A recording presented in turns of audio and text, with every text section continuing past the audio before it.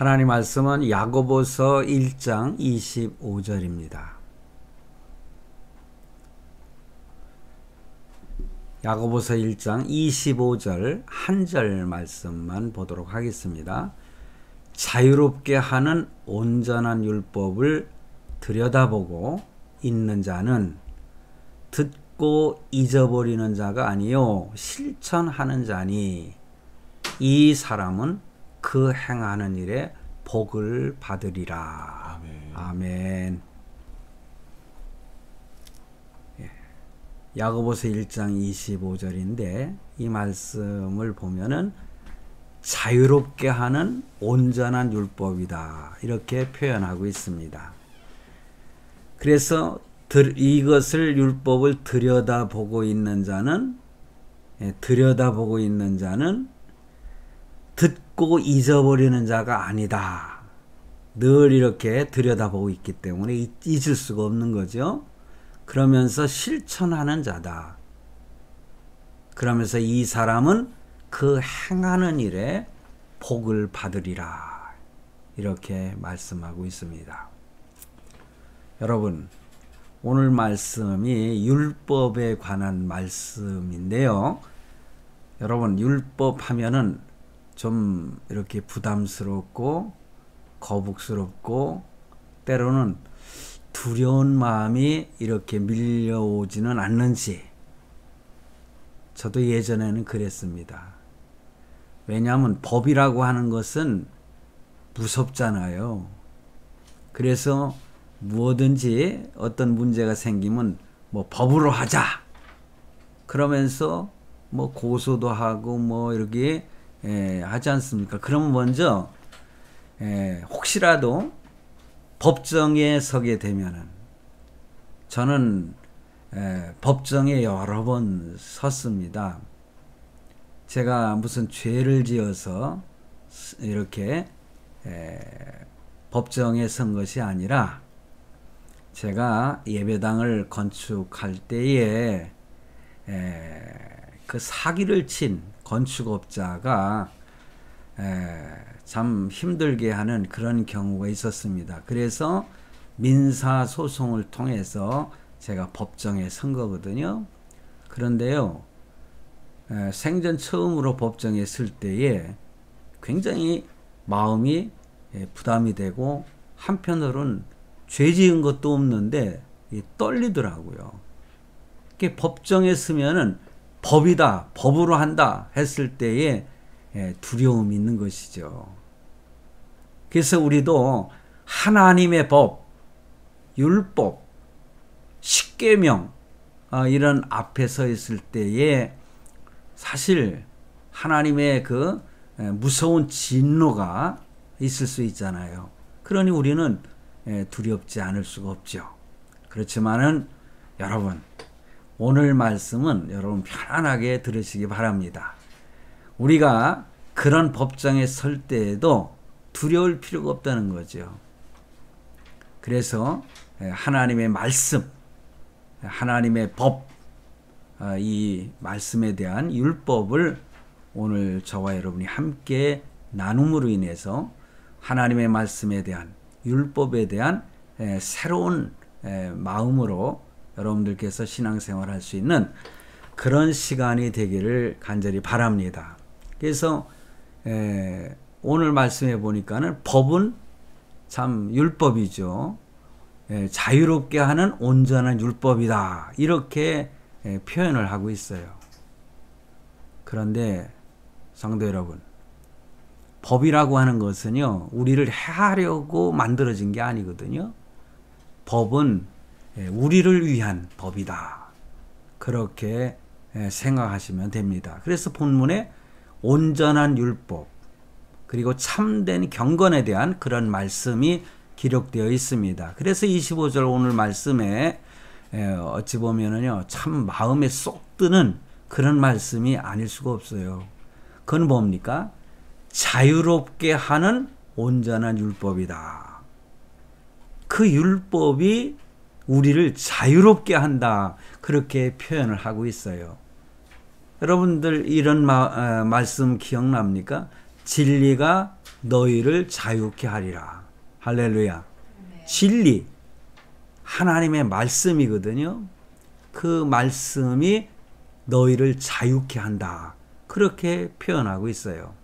참으로 오늘 본문 말씀은요, 오묘한 뜻이 내포되어 있는 말씀이고, 참으로 깊이 묵상하다 보면은 감격스러운 말씀이 아닐 수가 없습니다. 율법이 감격스럽다고요? 저는 그렇게 느껴졌어요. 그런데 여러분들 혹시라도 이 말씀을 접하다 보면은 때로는 오해가 있을 수 있습니다. 왜냐?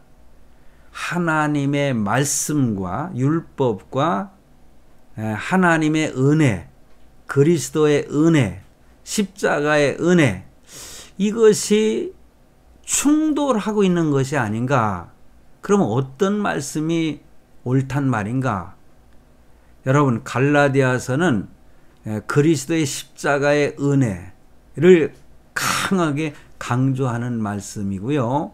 오늘 야고보서의 이 말씀은 하나님에 대한 그 말씀을 행하는 행위에 대한 강한 이렇게 강조점을 두는 그런 말씀이기 때문에 어떤 분들은 갈라디아서, 어떤 분들은 야고보서 이렇게 주장을 하면서 서로 다툼을 갖는 그런 경우도 있습니다. 과거에 제가 신림동에 있는 제1성도교회에서 부교육자 노릇을 한 적이 있습니다. 그때 이제 한 청년하고 제가 강한 이런 토론을 할 수 있는 시간이 있었어요. 근데 그분은 절대적으로 하나님의 은혜를 강조하고, 저는 은혜도 강조하지만은 행위에 대한 이 말씀도 우리에게는 너무너무 중요한 것이다. 어떤 면에서는 저는 그렇게 강조를 합니다. 율법을 통해서도 구원을 받을 수 있다. 그러면은 전병진 목사님 뭔가 좀 잘못된 거 아닌가? 어떻게 율법을 통해서 구원을 받을 수 있다고 하느냐? 저는 그때 그렇게 강조를 했어요. 다 이유가 있습니다. 제가 좀 후에 그 말씀에 대한 말씀을 제가 설명을 해드리는데, 그렇습니다. 하나님이 율법을 우리에게 주셨거든요. 율법은 완전하다고 그랬어요. 그럼 완전한 율법을 통해서도 우리는 구원을 받을 수 있다는 거죠.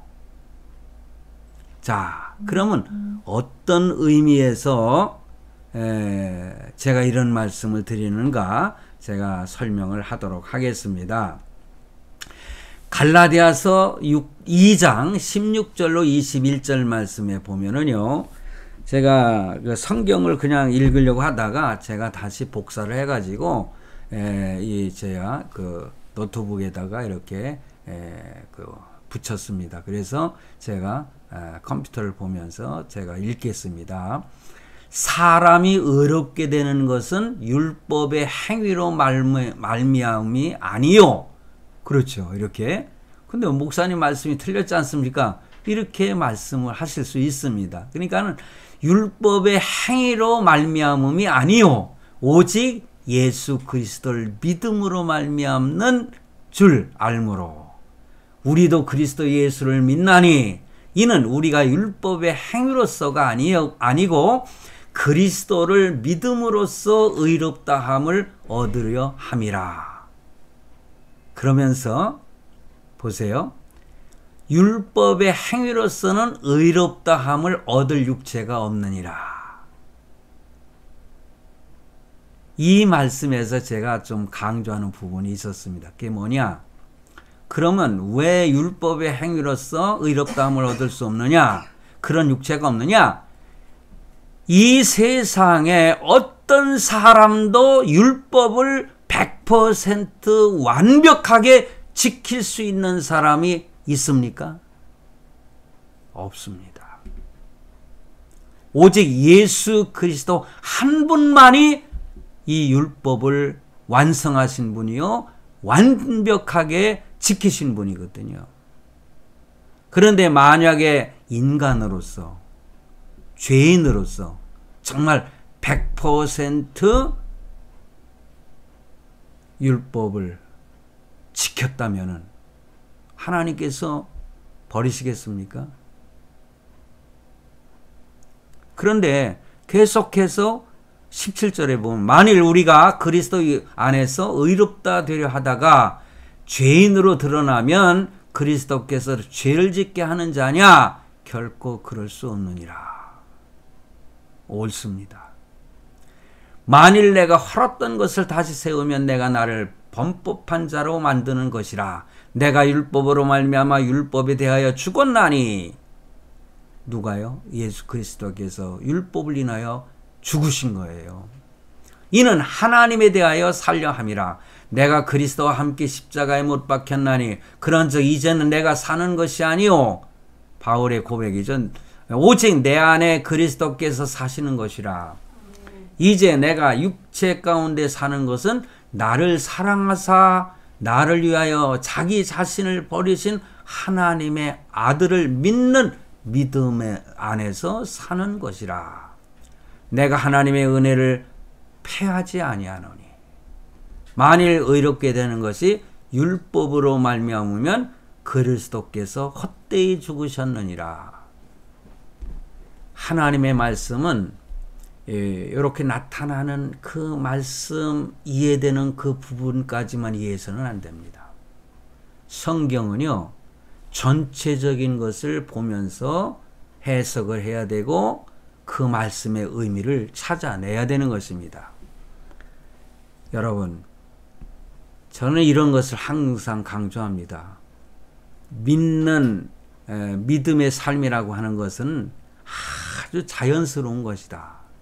어디에 얽매이지 않은 것이다.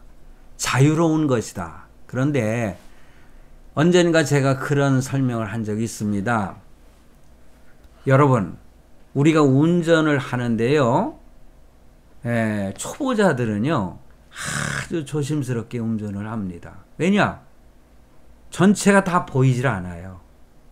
우리가 순간적으로 뒤에 그 차들이 오는지 안 오는지, 또 앞을 바로 봐야죠. 우측 좌측을 갖다 이렇게 백미러를 통해서 확인을 해야죠.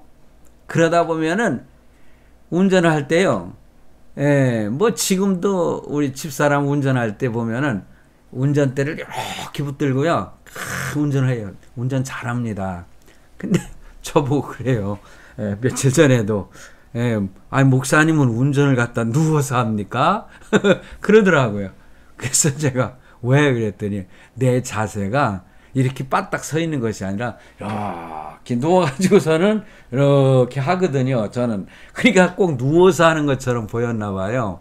그런데 여유가 있기 때문에 저는 그냥 쫄아가지고 운전하는 것이 아니거든요. 그렇다고 해서 조심하지 않으면 안 되지요. 조심하지요. 그렇지만은 그냥 쓱쓱 이름만 봐도요, 앞뒤가 다 보이고요.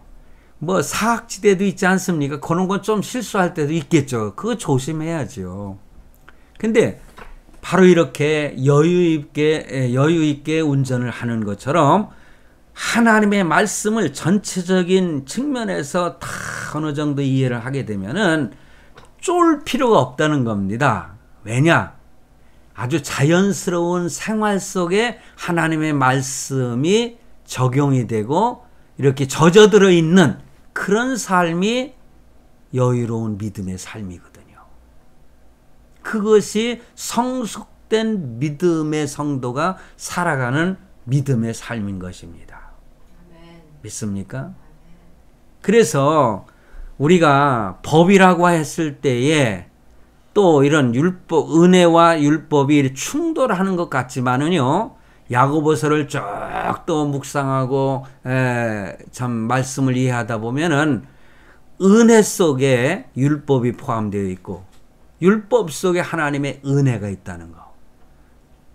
어찌 보면은 유기적인 관계. 그래서 과거에 제가 신학 공부를 할 때에 제가 아주 지금도 은사 중에 제일 존경하는 분이 하면은 그 강태국 박사님이십니다. 그분이 믿음과 행위에 대해서 기가 막힌 설명을 해 주셨어요. 그건 뭐냐? 믿음도 버릴 수 없고 행위도 버릴 수가 없다. 이것은 기차 길의 두 레일과 같은 것이다. 그러므로 이 두 레일 속의 바퀴가 이렇게 딱 맞아 이렇게 서로 똑같이 가야만이 목적지를 향해서 온전히 갈 수 있는 것이다. 이렇게 표현을 해 주시더라고요. 그때 제가 그렇구나. 믿음으로 구원을 받지만은 야고보서에서는 그랬잖아. 네가 행위를 통해서 믿음을 보여라. 이런 말씀을 하고 있는 것입니다. 그런데 의도적으로 우리가 행위를 통해서 믿음을 보여줄 수 있는 것은 아니지요. 왜냐? 믿음이 있는 사람은요, 행위 속에 믿음의 삶을 표현하게 된다. 그런 말씀인 것입니다. 여러분 이해가 되십니까? 그래서 오늘 율법에 대해서 제가 법에 대해서 말씀을 드릴 텐데 한번 듣고 여러분들 나름대로 잘 이해할 수 있기를 바랍니다. 일반적으로 볼 때에 하나님의 법이 있고 이 세상법이 있습니다. 그러나 분명한 것은 상위법이 어떤 법이냐? 그것은요, 인간들의 사회 법이 법 위에 하나님의 법이 있다는 것을 결코 잊어서는 안 됩니다. 사실 일반적인 법 속에는 헌법이 가장 중요하지 않습니까? 형법이나 민법이나 여러 가지 경제법이라든가 이런 것들이 그 상위법이 헌법인 것처럼 헌법에 위배되면은 뭡니까? 여러분, 헌법재판소에 가서 이것이 옳은 판결입니까? 하고서는 요청을 하면은 헌법재판소에서 헌법을 해석하는 사람들이기 때문에 헌법에 옳으냐, 그러냐 판단에 따라서 결과가 달라지지 않습니까? 그러나 그 헌법도 하나님의 말씀의 법 아래에 있다는 거 분명히 아시기를 바랍니다. 그러므로 우리는 세상 법도 따르지만은 하나님의 법에 더 충실한 그런 성도가 되어야 된다. 그런 말씀을 드리는 것입니다. 여러분, 일반적으로 법하면은 이렇게 속박이 뭔지 아시죠? 꼼짝 못하게 하는 거. 그것이 연상이 되지 않습니까? 그러나 법이라고 하는 것은 누구를 속박하기 위해서가 아니라 오히려 자유롭게 하기 위해서 만들었고 존재한다는 것을 분명히 알아야 돼요. 그러므로 세상법을 만들 때에 정말 조심해야 되는 것입니다. 국회의원들이 다 발의를 해가지고 법을 만들어서 발의를 해가지고 본회의에서 통과가 되면은 그것이 법이 집행이 되지 않습니까? 그런데 요즘에 보면은 정말 악법을 만들어 가지고 사람들을 구속하고 막 그러는 이것이 너무 난무해 있다는 거죠. 민주주의이기 때문에 많은 의원직을 소유하고 있는 그러한 당이 그 많은 국회의원들을 동원해 가지고 거수기로 만들어서 악법을 만들어 가지고 집행을 하는 거, 이거요, 이미 거기서 법이 통과가 되면은 시행을 하게 되고 그 법대로 우리가 판결을 받습니다. 잘못된 법이라 할지라도 거기에 따르게 되는 거죠. 그러니 로마 법이 그래도 근세에 와서 가장 훌륭한 법이라고 하지 않습니까? 그런데 그런 말이 있잖아요. 악법도 법이다. 그러니 법은 지켜야 된다. 따라야 된다. 맞습니다. 그런데 잘못된 악법을 만들어서 시행을 해가지고 많은 사람들의 인권을 아니면 자유를 뺏어버린다면은 언젠가는 심판을 받게 될 것을 우리는 분명히 깨달아야 됩니다. 하나님 앞에서. 또 사람 앞에서도 마찬가지예요. 자기가 만들어 놓은 법의 올무에 걸려서 자기가 잘못된 판결로 감옥에 가는 경우도 얼마든지 있다고 하는 것을 우리는 알아야 됩니다. 여러분, 신호등 있죠? 신호등을 볼 때 고맙게 생각합니까? 아니면은 짜증이 납니까? 예. 얼마나 고마운지 몰라요. 신호등이 없으면은요, 잘못하면은 서로 먼저 가려고 하다가 충돌이 일어나게 되고 사고가 발생하게 되는 거예요. 제가 인도에 선교사로 갔을 때 인도를 갔다가 뭐 이렇게 나쁘게 평하는 건 아닙니다. 그런데 그 거리에 보면은요, 거기는 질서가 없어요. 신호등이 있어도요, 뭐 별로 그렇게 상관도 안 하고, 차가 그냥 빵빵빵빵 해도 비키지도 않아요. 또 거기 인구가 많아서 그런지 모르지만은 질서가 깨져요. 그런데 다행히 그 나라에서는 뭐 사고가 많이 나겠지만은 이 서로가 또 그러면서 조심하기 때문에 사고도 안 나더라고요. 근데 그게 올바른 것은 아니지요. 우리나라는 철저하게 신호등이 되어 있고, 이렇게 길이 나뉘어져 있어가지고 철저하게 운전을 하게 되면은 사고가 일어날 수가 없죠. 100%는 아니지만은. 여러분, 그러나 신호등 때문에, 이 교통문화 때문에 우리가 자유롭게 운전을 할 수 있고 사고를 미연에 방지할 수 있다. 이런 측면을 볼 때에 신호등도 하나의 법이잖아요. 빨간불이 켜져 있으면 멈추라는 것이고, 그 다음에 파란불이 켜지면은 가라는 거 아닙니까?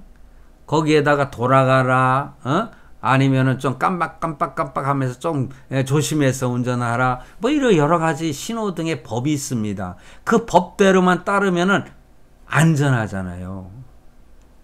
그런데 그러한 속박에서 벗어나려고 위반하다 보면은 어떻게 됩니까?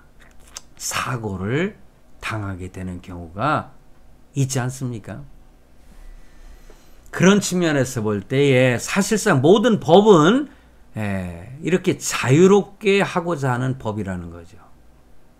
과거 이승만 대통령 시절 뭐 자유당, 그때는 자유다 하니까는 그냥 뭐 그런 재밌는 얘기가 있잖아요. 지나가다가 그냥 아무나 그냥 주먹으로 빡 치는 거예요. 야, 왜 때리냐고 하면은 자유야, 인마 자유. 뭐 그런다나요? 뭐 그게 유행이었던 시절이 있어요. 그런데 법이 없이 만약에 때리면 어떻게 됐어요? 그거는 서로가 그냥 치고받고 하다가 결국은 어느 한쪽이 죽을 수도 있지 않습니까? 어느 테두리 안에서 자유를 누리는 것, 이것이 진짜입니다. 저희 그 집에 거실에 보면은 어항이 그 큰 건 아니고 조그만 거 2개가 있는데, 여러분 그 안에 그 우리 이건 저기 뭐야, 붕어가 아니라 그 조그만 구피인가요? 뭐 그래가지고 열대어가 있어요. 근데 그 안에 있을 때, 물 속에 있을 때 자유를 누리는 거잖아요. 마음대로 그 안에서. 근데 만약 이것이 툭 튀어나왔다 그러면은 죽음이지 않습니까? 우리가 폭풍우가 있는 그런 바다를 갈 때에 배 안에 우리가 타고 있을 때에, 우리가 배 안에 있을 때에 그게 뭡니까? 자유로운 거죠. 그러나 잘못해가지고 삐끗해가지고 바다 물속에 빠졌다. 그 배 안에서 멀어졌다. 떠났다. 그러면은 결국은 죽음이지 않습니까?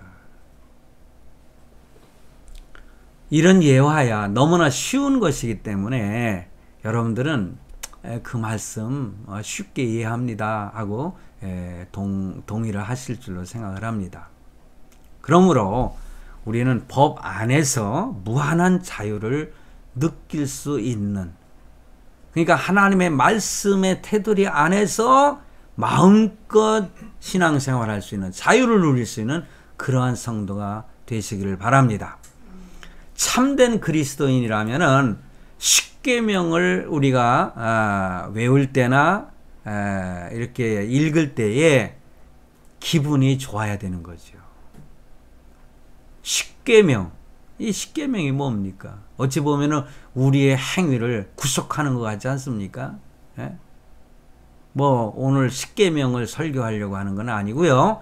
제가 십계명에 대해서는 따로 제가 그 부분 이렇게 의미를 더 깊이 설명하고 또한 설교하는 시간을 갖도록 하겠습니다. 성경에 보면은 무수한 그러한 주님의 명령이 나옵니다. 그런데 그 주님의 명령을 듣고 자유를 느낄 수가 있어야 된다는 거죠. 그런 생각을 하면 어떻게 돼요? 저절로 자발적으로 하나님의 말씀을 지키고자 하는 그런 성도가 될 줄로 생각을 합니다.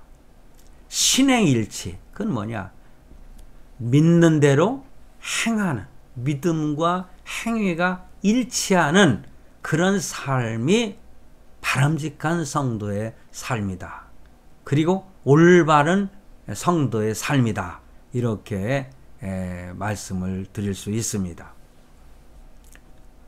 그런데 아무리 가르쳐도요, 그러한 삶을 실천하기가 너무나 어렵지 않습니까? 제가 지난 주일날 저도 한평생을 신앙생활하면서 살면서 한순간순간 딜레마에 빠지는 것이 있다 그랬잖아요. 그게 뭐냐? 나도 말씀대로 살려고 노력하지만은 어떻게 됩니까? 하나님 앞에 죄를 짓게 되고 후회도 하게 되고 회개도 하게 되고, 그게 우리 성도들이 겪는 하나의 딜레마가 아닌가.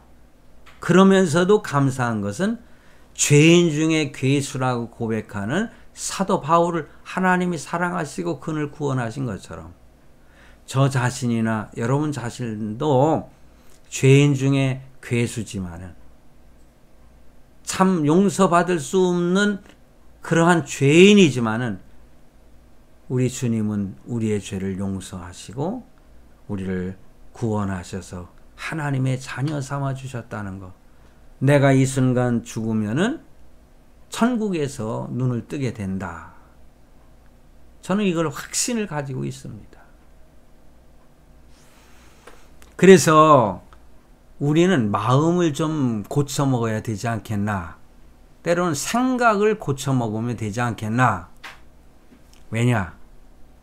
제가 처음 말씀드린 것처럼 오늘 법에 대한 말씀을, 율법에 대한 말씀을 들으면은 이 법이 우리를 속박구속하는 것이 아니라 오히려 자유롭게 하는 것이다.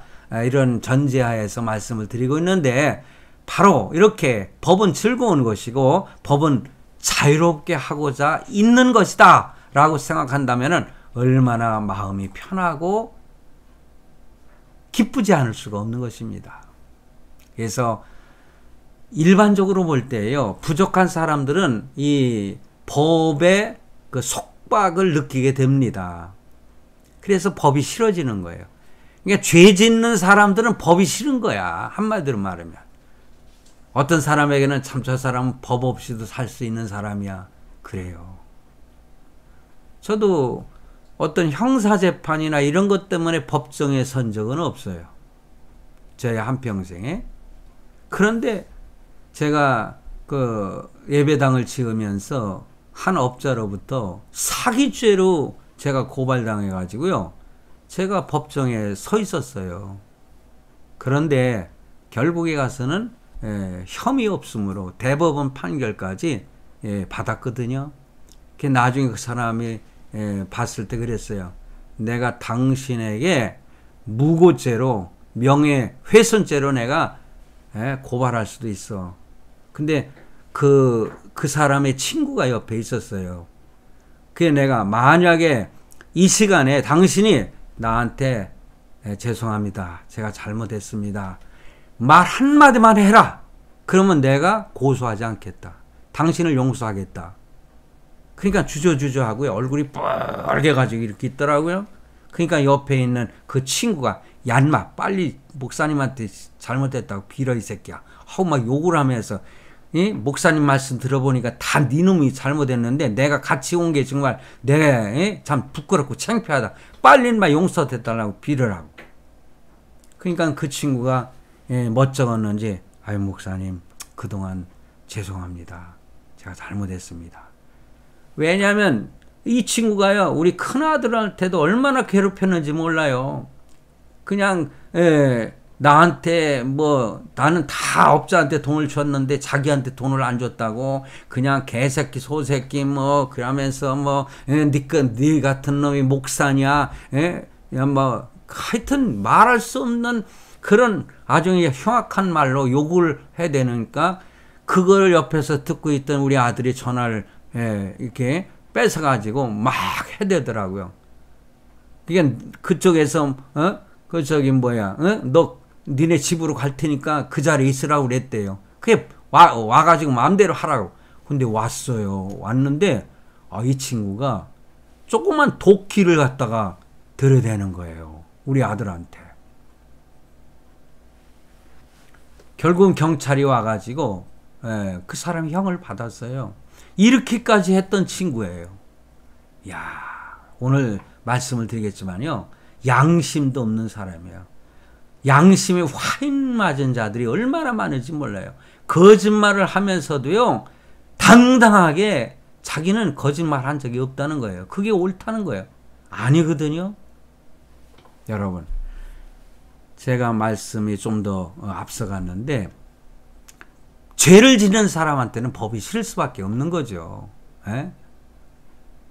왜냐?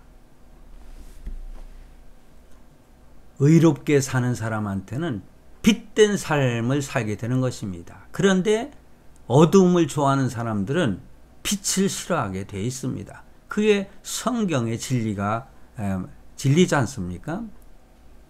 그래서 밤에만 도둑질하는, 요즘에는 낮에도 도둑질하지만은 과거에는 도둑놈 하면은 밤에만 도둑질하는 걸로 했잖아요. 그럼 그 사람 도둑놈이 제일 싫어하는 빛이 뭐겠어요?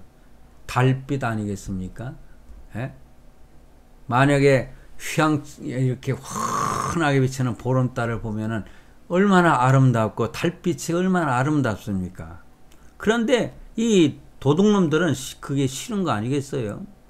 그래도 도둑놈도 자기 아들한테는 너는 도둑질 하지 말라 그렇게 가르친다고는 하더라고요. 그렇죠. 달빛이 얼마나 아름답습니까? 근데 요즘에 달빛은 국민들이 별로 안 좋아하는 것 같아요. 제가 정치적인 표현을 하지 않겠습니다. 그래서 성도 여러분,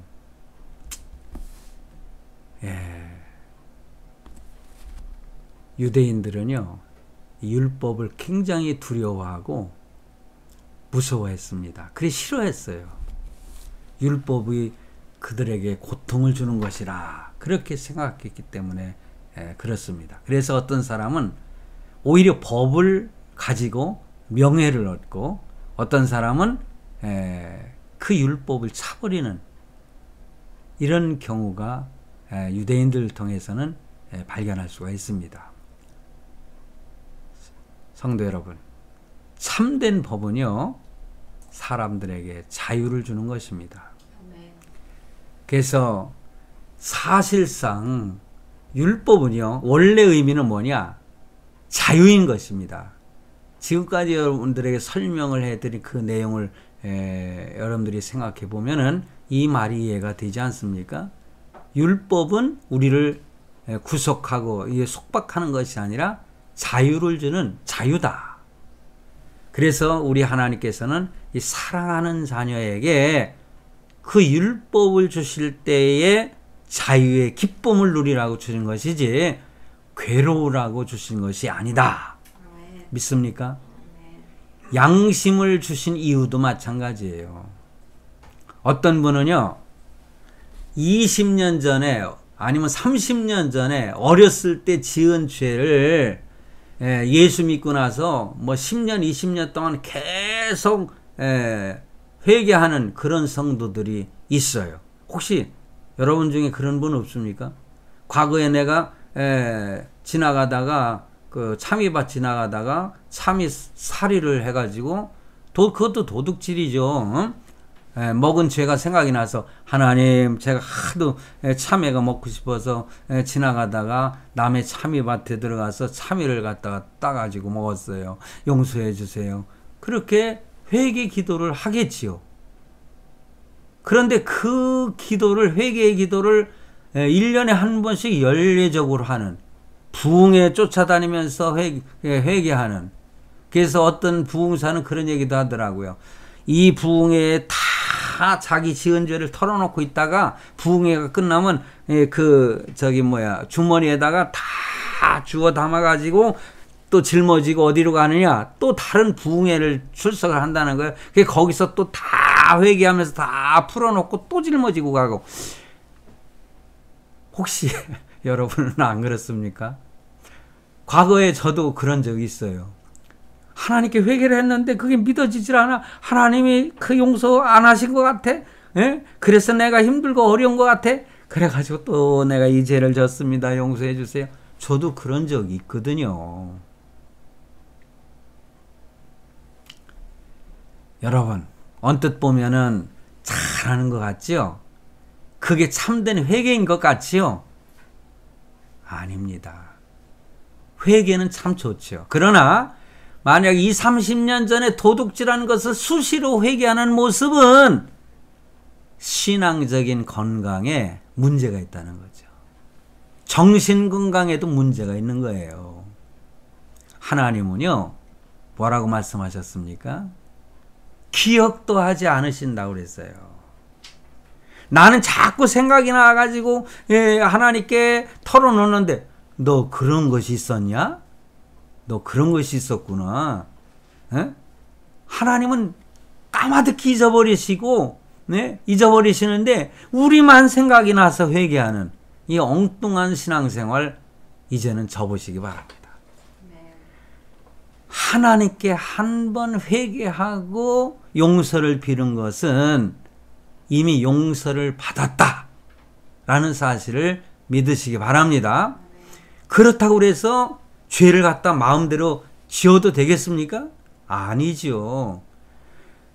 죄를 갖다가 회개하면 되니까는 마음대로 그냥 죄를 범하면서 또 하나님 앞에 가서 회개하면 되지. 그러면서 만약에 그런 신앙생활을 한다면은 언젠가도 제가 그런 표현을 했어요. 그 사람은 정말 선택받지 못한 죄인이지 않겠냐. 구원받지 못한 자가 아닌가. 저는 그렇게 생각할 수밖에 없고 그렇게 표현할 수밖에 없어요. 자, 때로는 양심이라는 것도 있죠. 하나님께서는 죄책감에 사로잡히라고 양심이라는 것을 우리에게 주신 것이 아닙니다. 양심은 뭐냐? 잘못을 했을 때 괴로운 생각이 든다. 그 양심이 살아있는 사람이에요. 거짓말을 했는데 가슴이 두근두근 거린다. 그 사람은 양심이 살아있는 것이에요. 그런데 어떤 사람은 양심이 화인받은 자가 있잖아요. 아까 말씀드렸잖아요. 자기가 거짓말을 하면서도요. 얼마나 떡 먹듯이 거짓말을 하는지 그러면서도 자기는 거짓말이 아니라는 거예요. 예? 요즘에 정치인들이 그 말 쓰더라고요. 예? 거짓말을 자꾸 하고 또 하고 또 하고 또 뭐 괴벨이라든가 난 그 사람 이름은 몰라요. 그런 주장을 했다고 그래요. 그러다 보면은 실제 저는 그 사람의 말은 몰랐는데 저는 그 말씀을 준비하고 묵상하다 보면 그런 걸 예전에 깨달았어요. 자기가 거짓말 한번 합니다. 그러면 또 하고 또 하고 또 하고 하면 그게 진짜 같아. 그러면서 끝까지 그 사실이란 말이야 하면서 끝까지 거짓말을 사실이라고 이렇게 또 거짓말하는 그런 죄를 또 범하게 된다는 거죠. 여러분, 한 번 죄 짓기는 쉽지만은 그 다음 너무 편하게 죄를 짓는 사람들 얼마나 많은지 몰라요. 예. 그런데 여러분, 양심, 거꾸로 이렇게 한번 생각해 보세요. 양심이라고 하는 거, 내가 선한 일을 했을 때는 어떨까요? 마음이 기쁘고 즐겁죠. 그게 양심이 하는 일이에요. 착한 일을 하고 나면은 마음에 기쁘고 좋아지는 거.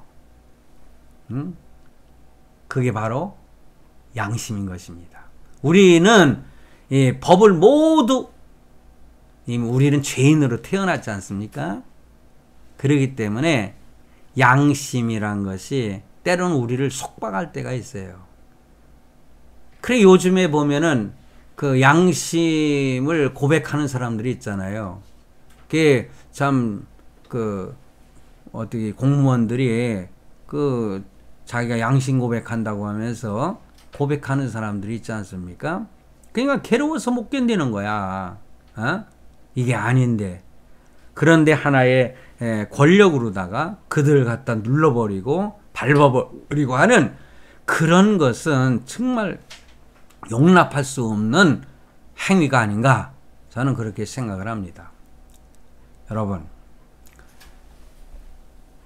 법은 자유라고 했죠?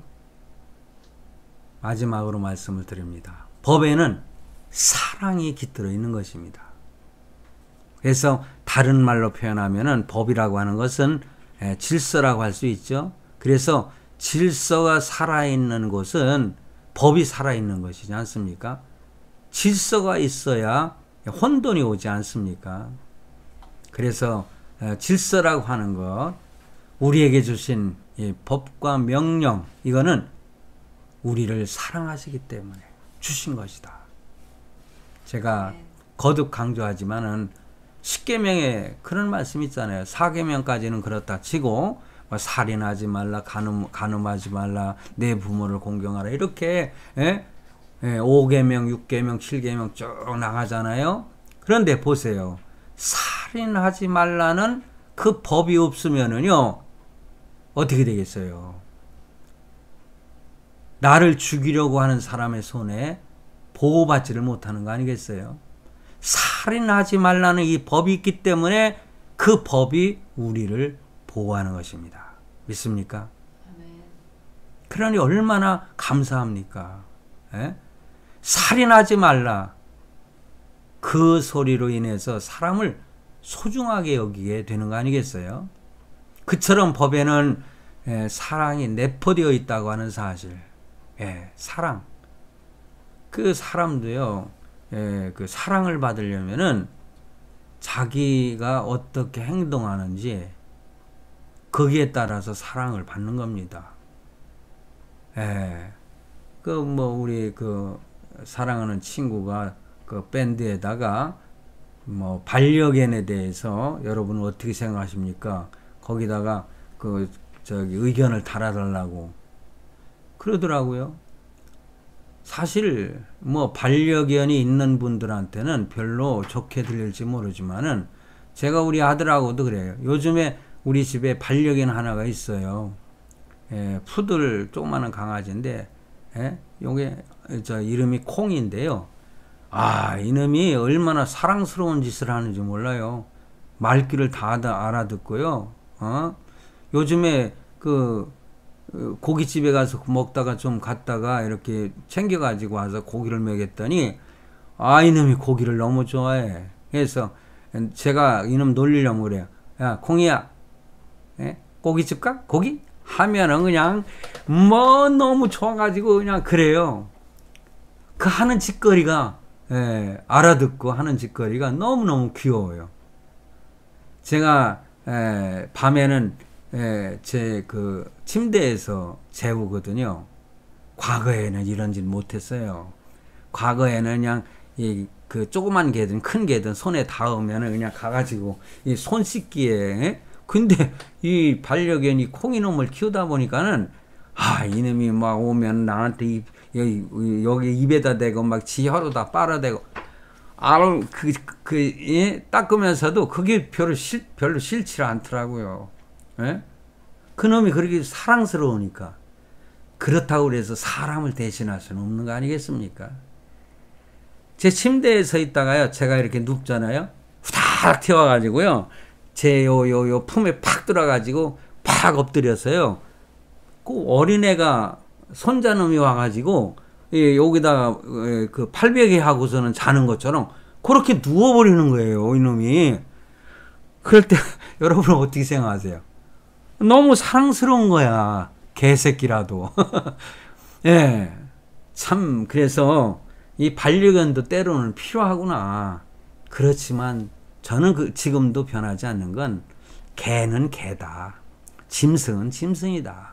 사람을 대신할 수는 없는 것이다. 저는 그렇게 결론을 내리면서도 그렇게 사랑스럽게 행동하는, 지 사랑 지가 받는 거 아니겠냐, 이런 표현할 때 제가 좀 인용을 하는 것일 뿐이지, 자기 하기 나름대로 하나님 앞에 우리가 복을 받으려면, 더 사랑을 받으려면은 정말 말씀대로 살려고 노력하고 애쓰면은 하나님이 얼마나 그를 사랑하시겠습니까? 저는 확신을 갖습니다. 간음하지 말라는 말씀도 있잖아요. 남의 순결을 짓밟는 그런 입장에서 볼 때 속박이 되겠지만은, 순결을 지키려고 하는 사람 입장에서는 이 율법이 얼마나 감사한지 몰라요. 그러므로 너무나 고마운 법이 아니겠습니까? 도둑질하지 말라, 거짓 증거하지 말라. 거짓 증거는 거짓말이거든요. 참 스스로 자기에게 속는 사람들이 얼마나 많은지 몰라요. 자, 제가 이런 측면에서 볼 때 하나님의 율법은 바로 우리를 사랑하시는 증거다. 저는 그렇게 말씀드리고 싶어요. 그 안에서 자유를 마음껏 누리시는 우리 모두가 되시기를 바랍니다.